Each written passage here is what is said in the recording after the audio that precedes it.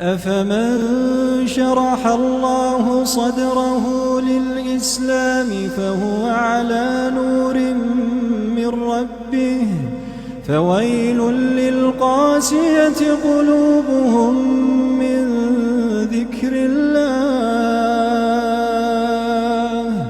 فويل للقاسية قلوبهم من ذكر الله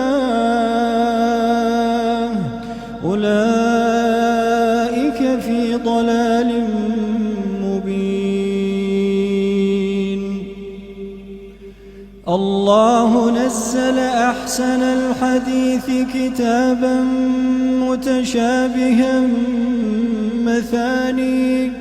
مثانية تقشعر منه جلود الذين يخشون ربهم ثم تلين جلودهم وقلوبهم إلى ذكر الله ذلك هدى الله يهدي به من يشاء ومن يضلل الله فما له من هاد.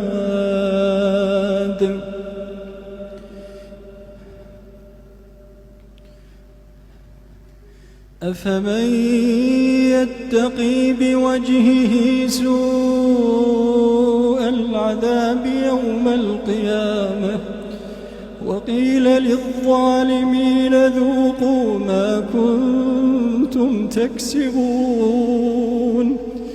كذب الذين من قبلهم فأتاهم العذاب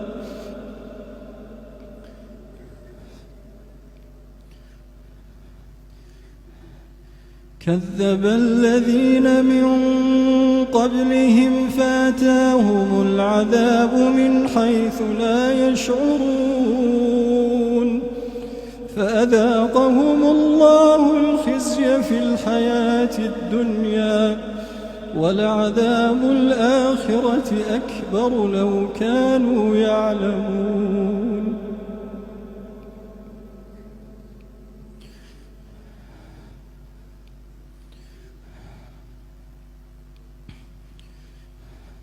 ولقد ضربنا للناس في هذا القرآن من كل مثل لعلهم يتذكرون قرآنا عربيا غير ذي عوج لعلهم يتقون.